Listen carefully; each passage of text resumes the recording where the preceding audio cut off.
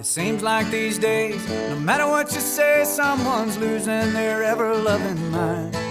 It's like they're looking for a reason to have their fragile feelings hurt every single time.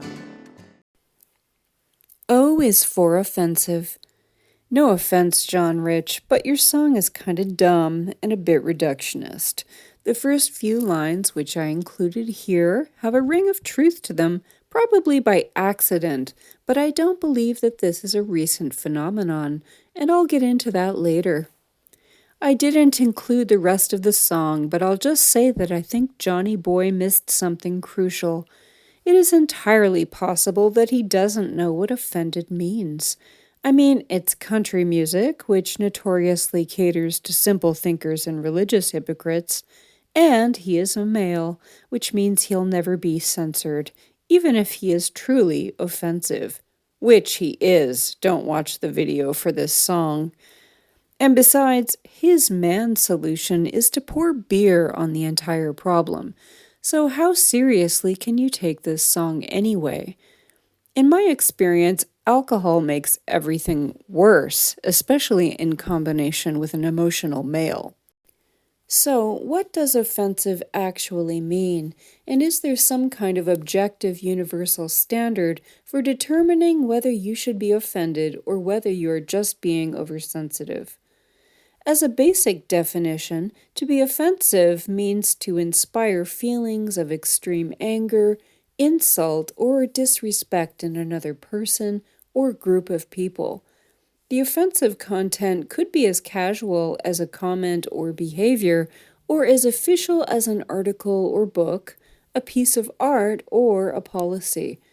Note that offending a single person in a private setting and offending people, usually strangers, publicly, are a little bit different, even if the word used is the same, and I'll get into both of them later.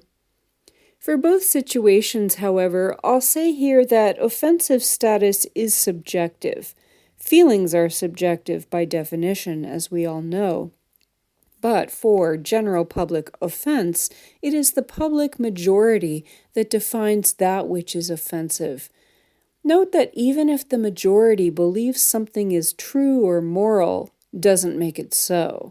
So a person who offends the general public may in fact be correct in what they say, highly moral, and contributes more to the greater good. The majority may rule, but it doesn't necessarily make them good people or correct in what they believe and do. So let's break this down into giving offense and taking offense. Giving offense. Intentional provocation. There are those in this world who enjoy riling people up by saying inflammatory things. These are mostly men and, say, the occasional NPD woman. Those who need to antagonize in order to feel a sense of power and control over others.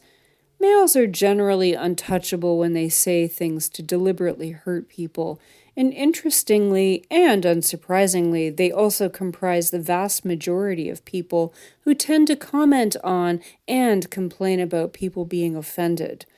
Men often comment on their victims using terms like oversensitive or having fragile feelings, and this is typical of people who are untouched by oppression and who lack empathy and insight.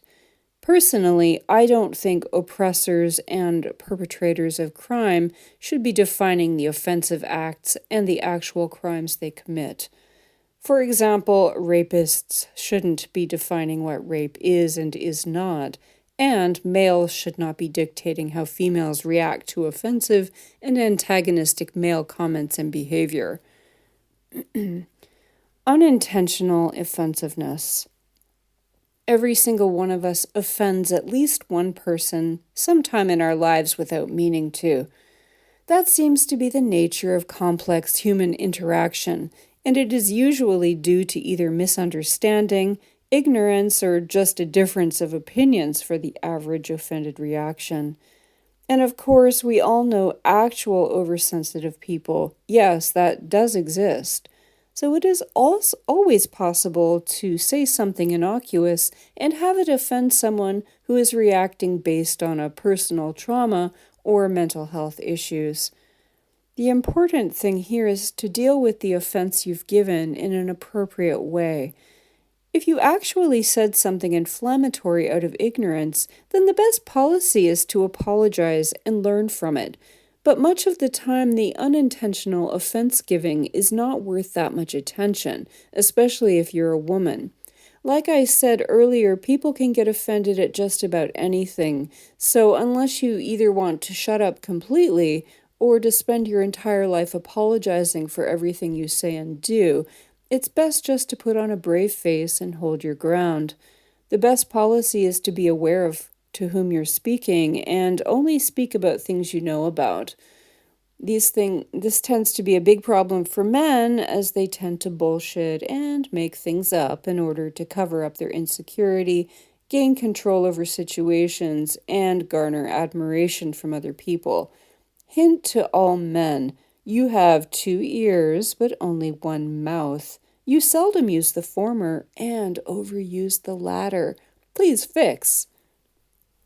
A note on offense giving. Sometimes it is not the content but the speaker that makes the material offensive, and this is shown most clearly in reactions to male and female speech. A male and female can say the same thing, and only the female will inspire offense. Female speech will provoke a greater and more violent reaction than will male speech. A female will experience more serious consequences for less provocative speech than will a male. If you cross even slightly provocative speech with female status, not only will people be offended, but threats and other violence can ensue. We see this all the time with women who call themselves feminists. Feminists are universally hated and are always considered offensive by the majority of the population, although offensive is the very least of what they are called and what is done to them. Taking offense. The legit. Yes, offense is real. But as I said, there is no objective standard. It makes it difficult to know whether your feelings are legitimate, and of course, it is therefore easier to be manipulated by the more powerful if you choose to let people know your feelings. If you're offended by a person you know, this is a little easier because you should have some defined parameters of mutual respect within your relationship. It might, however, be difficult to address your feelings with the person, especially if your relationship involves a power imbalance.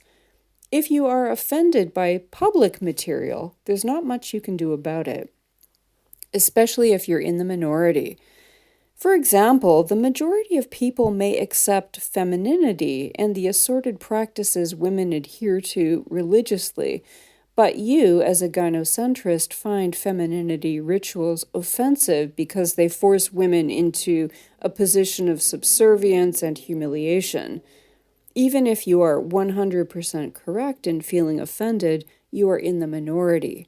Voicing your opinion will bring a rain of heterosexual shit down on you, mostly from women who enjoy their slavery, sadly.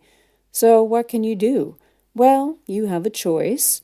You can, of course, do nothing. Just accept that which you cannot change and keep doing what you're doing. Or you can voice your opinion without giving in to the majority. Write articles, make videos or podcasts. Ignore those who will try to take you down, and provide logical arguments for why the material is offensive. You may actually help a few people, even if you can't take the offensive practices down. The woke. I hate this word with a passion, but it is what it is. I'm talking about politically and socially motivated people who feel a need to react to everything. Sometimes there is a kernel of reality in their feelings and reactions, but then they take things too far. I'm talking about people who, one day, for whatever reason, start to see reality, but then they start to color everything with their new political viewpoint. They muster up offense, tears, and anger for absolutely everything, and start attributing causes and motivations for these things where often none or something completely different exist. They may have started with good intentions, but they end up getting caught up in looking good instead of doing good. Unfortunately, a lot of these types have set their sights on feminists in recent days and have done a lot of damage in erasing feminist material on the internet. The oversensitive. Unfortunately, there are truly fragile people out there. People who suffer from a mental illness or who have been deeply traumatized in life. But also, unfortunately, these people often like to hang out in public forums where they are exposed to all the garbage the internet has to offer. Now, men will tell them that they should get the hell off the internet if they can't handle the turds that men drop. While I don't agree with this, and I think that it's disgusting that men dictate the environment of the net, I do question the desire of a fragile person to put themselves deliberately in places where they know damn well they will be hurt or triggered.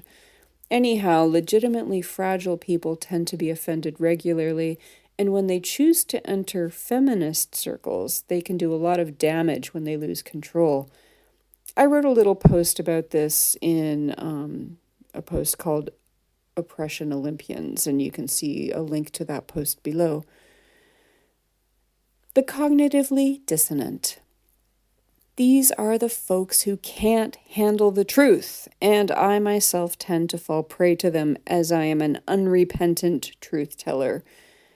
They tend to claim offensiveness when really they're just having a hard time dealing with the fact that their beliefs and actions don't match, or they feel guilty about something they do. Note that there is a difference between telling an unnecessary truth in order to harm someone, for example, something men do to women all the time to take them down a notch, and telling a truth because it is really important for the dissection of faulty thinking, lies, and misleading information.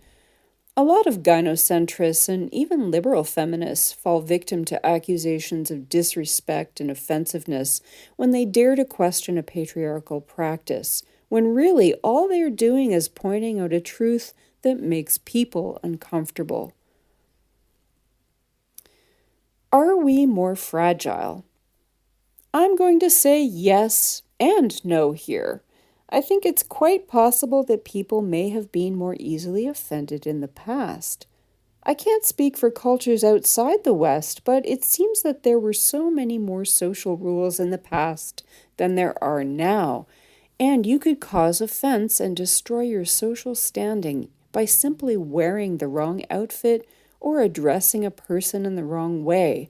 But of course, these days we're all very socially aware, and it is equally possible to be destroyed by very simple words or actions. So, while standards of acceptable behavior have changed, maybe the fragility of our feelings hasn't. But of course, it seems like we are more fragile these days, which is why so many people, especially men, comment on it. Like with many social phenomena, loneliness being one that I've commented on before, I think media and social media have helped to highlight both the phenomena and the things we're supposed to care about. And of course, with media and social media especially, what we hear about is very sensational and misinformed. Things get blown out of proportion, and people get emotional because they're told that they should, in order to be a good citizen or on the right side of history or something like that. The take-home message here is that offense giving and offense taking are real things, and it is a normal result of complex human relationships and communication, and sometimes power imbalances. It's probably a good idea to sleep on something that offends you before you decide to react to it. And finally, it is also a really good idea to question why you are offended by something. Is it an issue that you have that is triggered, or is it a legitimate social or political issue that requires you to speak out?